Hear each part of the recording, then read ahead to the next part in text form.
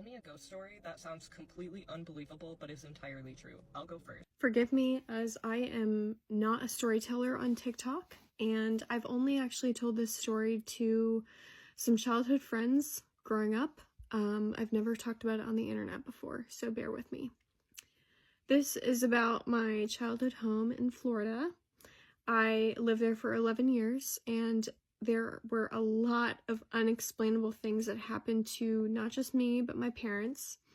My parents denied it for a very long time until it reached a point that we couldn't. So to kind of start at the beginning, when we moved in, there was definitely a shift like in the energy of the house, and my dad would often talk about feeling really cold spots. He'd be like, come here, like feel this area. Does this seem really cold to you? And I think my mom would just write it off. Like we never talked about it. I remember one time my dad was opening a bottle of wine in the kitchen, and I watched it happen. My mom was there. I was like 6 years old, 7 years. I mean, I was young. I wasn't drinking, but this cork, he like did it on the counter. It came off the bottle and somehow kept jumping. Like the momentum kept the cork like jumping around the kitchen, and he like couldn't catch it. And he was like, man, like, he was like, this is so weird. Like he got really frustrated. It was just a weird thing that happened. Another time that I only found out years later, my parents were cooking and they had a knife on the counter, like to chop something, and it flew from the counter into the wall. Into the wall. I didn't know about that for years. We never talked about it. So, as I grew older, I started to notice that my door would open on its own, and I had my dad take apart the door handle. I had him check the level of the door to maybe see if it was the weight of the air, like something was not level and was just creaking. No, I mean, the door handle would turn and release, like someone was opening it. And he would sit there right after it happened and look at me and say, Tess, nothing is wrong with this door. I don't know what to tell you. It's fine. It's in your imagination. So, it just reached a point where I became so irritated and frustrated that I seemed to be the only one kind of experiencing these things. Now, we had a kitchen table set of chairs and a table that was all made of wood. My parents had had it since like the 90s. Like it was something that they had invested in, so it was like heavy furniture, right? Sturdy. There was one seat at the table that would creak as if someone was sitting in it, like there was heavy weight in it. And my mom would notice it so much, mainly because she spent the most time in the kitchen, like cooking food for us and whatnot, that she started rotating the chairs every time she cleaned or swept under them to see if it was just one chair. And it wasn't all 4 chairs that happened. It was only one spot in the kitchen that creaked as if someone was sitting there. Unexplainable noises and things would happen. Like my dad, one time I was sitting eating breakfast at like 6:30 and we're about to leave. And he looks at me, he goes, Tess, you're not going to believe this. He was like, in the middle of the night, woke up to a sound of glass breaking on the floor in the living room. He goes, I ran out here, couldn't find a thing. Nothing was moved. Nothing was touched. Didn't make any sense. He was like, I don't understand. I don't get it. Now, I will also add, like, I had some freaky experiences in this house, like weird dreams, things in my room in the middle of the night would be flying around my room. Like, it would be pitch black because I needed to sleep with the lights out, but I would hear drawers of my desk being thrown open and papers just being thrown everywhere. I mean, I had no clue how to talk about this or how to deal with it growing up. I was a very odd kid, for sure. And I didn't know how to deal with this at home. So as this was happening, as I grew older, my parents denied it a lot because they didn't want to scare my younger brother, who was 3 years younger. I can understand that. I wish that they had talked to me separately more and just empathized with me, because I was always told it was my imagination. Until this one experience, about a year before we moved out of the house, I was playing piano. I was maybe 16 years old. It was midday, beautiful day out, no weather. No one was in the house with me. My mom and my brother were playing tennis, like, a couple minutes away. It was their like Saturday afternoon thing that they did. And I was playing piano by myself. The alarm to the house was on, so anytime you opened a window or door, it would ding and you knew someone was in the house. My parents were kind of like freaks about that, but you never know. It's always safe to have. So anyway, goes to show there was no one in the home with me. I stopped playing piano for a second and I picked up my phone and I start hearing a man running down the hallway. Like I hear the feet hitting the floor and like I hear a man's heavy breathing as if he's just run a marathon. And so I turn and I look at the main part of the hallway, the main center of the house. It was a one level home. Every room was kind of connected to each other. It was more of an open concept. And I hear the running come in the room and it stops in front of me and goes completely silent. Silent. And I just lost my mind. I could not handle it anymore. I was like, I am so done. I'm up to here. No one's believed me. And look, I'm hearing someone in the home and there's no one here. How do you explain that? So I run outside. I call my mom. I'm like, drop everything, get in the car right now and come get me. Drop everything. Like, I need you to come get me. It's an emergency. She comes and picks me up. She looks at me in the car. She goes, Tessa, what happened? She was like, I've never seen you so white in the face. So she brings me back to the tennis lesson that my brother's having. And one of her friends is there who claims to be a psychic. Now, why I say it with air quotes is because she was a very nice woman. And she knew things about our family that you could not find on the internet, that are not known to anyone other than my parents. She knew things about our family heritage, names and places and things that had happened that are not public knowledge. And I only say it with air quotes because they were suspicious of her at the time. And I, looking back, believe her. She came up to my mother and was like, what was wrong? Like, why did you have to leave so suddenly? Like, what happened? And my mom was like, oh, Tess just like heard something. And I had to go get her. And this woman looks at my mother and goes, there was someone in your house. I'm coming over as soon as we're done with this lesson and we need to figure this out. So she comes over. She and her husband got involved. I don't know how, but he got involved and they talked to a spirit who was in the home. His name was George and he died young. So they told me that he didn't really have much in his life. He died tragically or something, and he had become attached to us somehow. He found us somehow. She said maybe it was like we were at the grocery store, like the spirits can become just attached to you. If you are, it just can happen. So she said that he became attached to my mother because he thought she was, he just liked us. And then as I grew older, he developed a crush on me. And wanted to run and hear my piano because he liked hearing it. So after we moved out of that, once we were like moving out of that home about a year later for my dad's career, I told him, I just said out loud, I was like, please do not follow us. Stay here or go wherever. Like, we don't belong with us. So, that's what happened, and he did not follow us. I've had a few experiences since then, not nearly as extreme, but needless to say, it was very traumatic, and looking back, I don't even talk to my parents about it. So that was my childhood.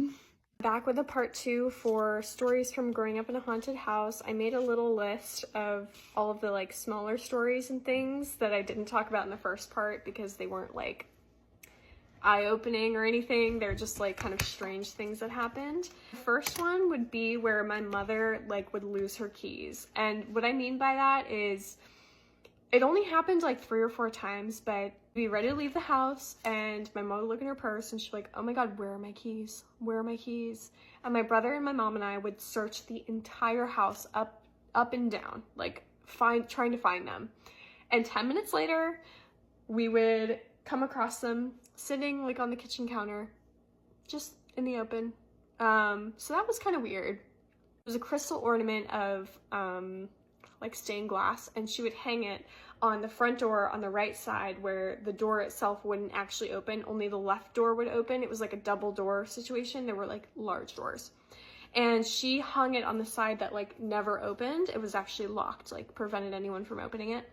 And at one point, a friend was over, my mom and I and her heard it.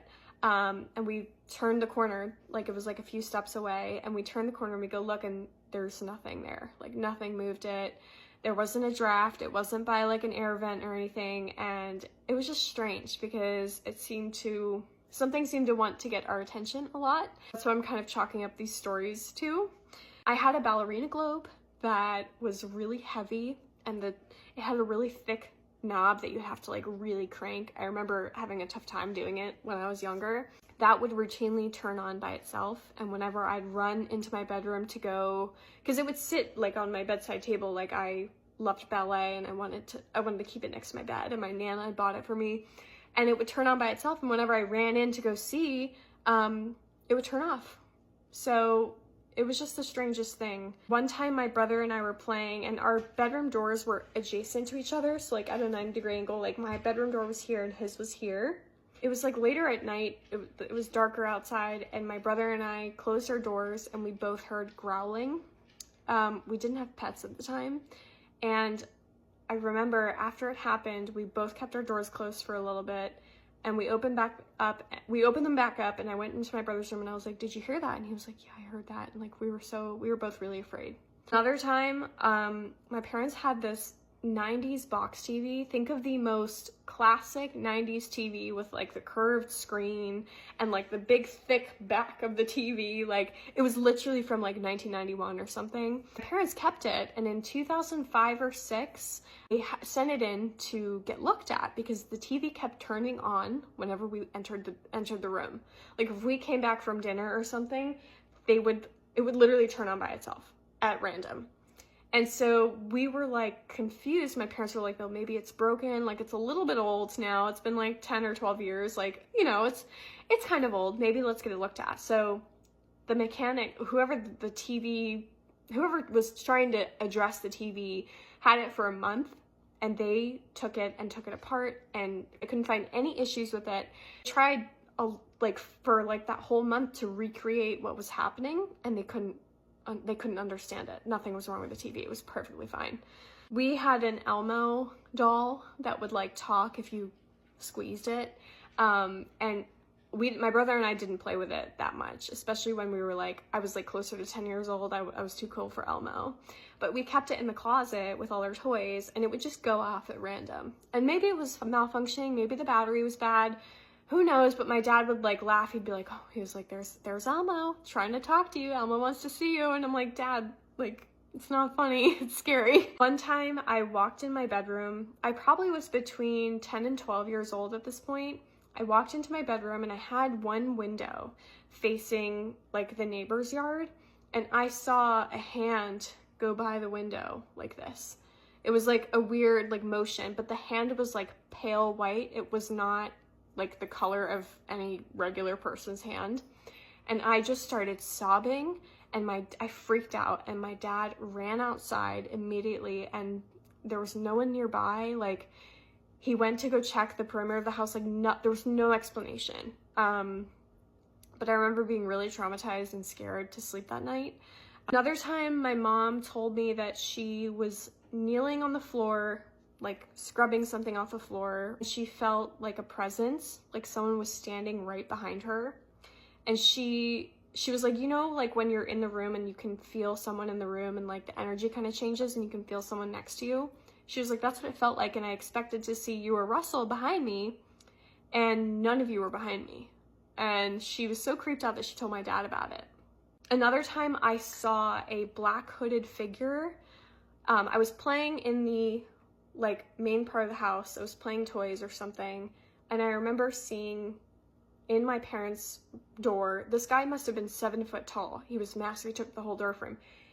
Walk from one side of the door frame to the next, like almost through the room. Like he walked from like the bathroom to the bedroom. It was the master bedroom. Walked from one side of the room to the other.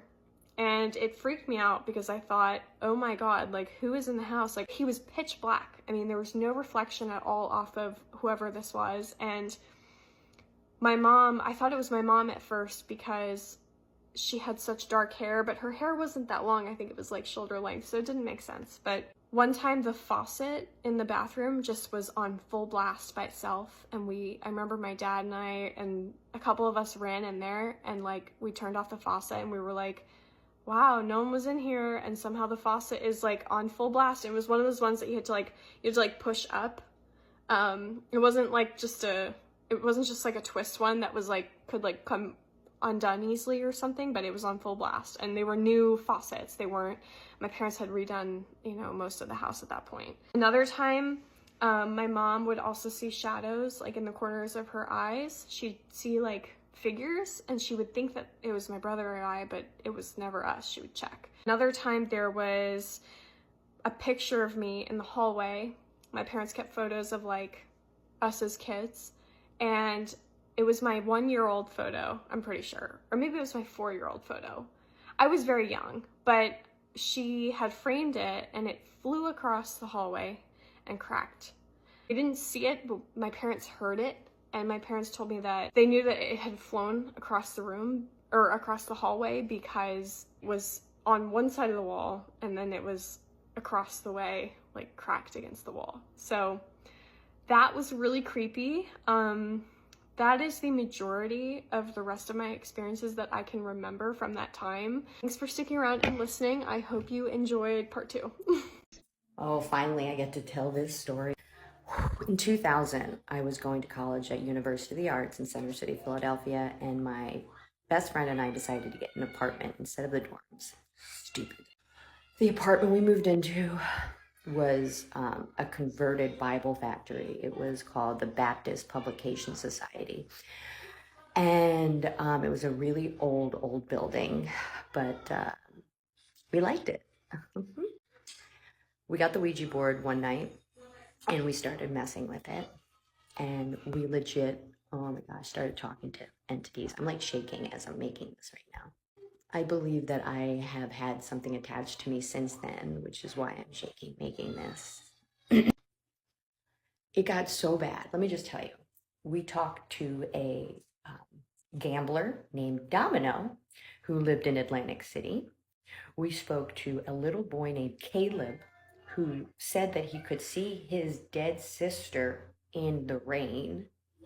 And when we tried to ask them questions about our lives and everything, that was hard because we weren't getting answers about our lives. We were just, they were just trying to talk to us about themselves. They were trying to get us to ask questions about them.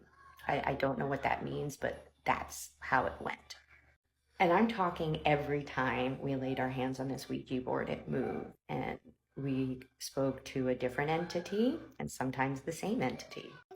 It got so bad that I was leaving class early just to get home and do the Ouija board and talk to these entities. It literally felt like I was addicted to the Ouija board. Okay, I ended up dropping out of college because of this, because I missed so much class. First thing that happened, my best friend and I, one night, we just started fighting so bad for two girls that had never fought in their whole lives since knowing each other.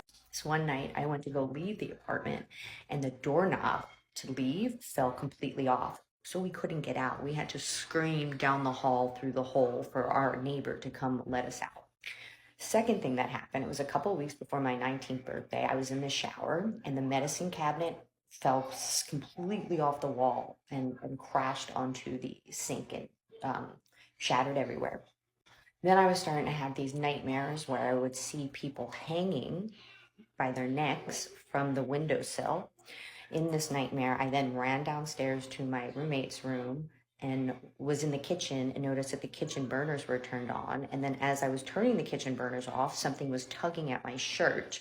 And then I turned around and I looked, and there was an egg cooking on the floor in my dream. I woke up and I ran downstairs and I slept with my roommate. It wasn't soon after that that everything went crazy.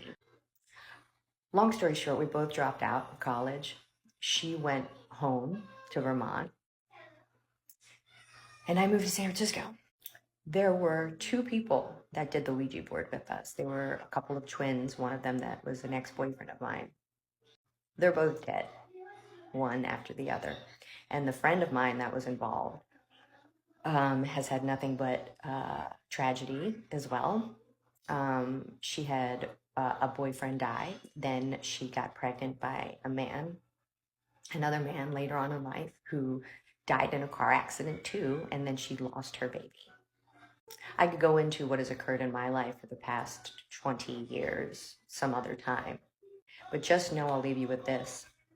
The night of my 19th birthday, before it got really, really bad, I had friends over, the two friends that ended up dying 20 years later, one after the other. And I was going to sleep early. So I went upstairs, I said goodnight to my roommate and my two friends that were still there. And I went to sleep. In my dream, I'm running down the fire escape steps. I go out to the front of the building. I see my friends leaving, and I'm like, oh, okay. So I run back up the front of the steps to the building, and somebody calls my name from across the street. I see a man, puffy hair coming out of a hat, looks like a normal Philly guy. I turn around, I say, who are you? And then I heard a voice say, Jesus Christ. And at the same time, I felt a tap on the soft part of my head. And in that moment, I woke up. And for a split second, I was okay with what happened, because I went to sleep thinking that there were friends still in my house. So I thought that somebody was behind me. It was my friend. But the moment I opened my eyes and I saw that it was after 3 a.m., I knew that nobody was behind me. And I looked and nobody was behind me. I looked up and nothing fell on my head. But I am so sure that I was tapped on my head in that dream. There's more to the story, but stay away from the fucking Ouija board. I can assure you there's nothing good that will come of it.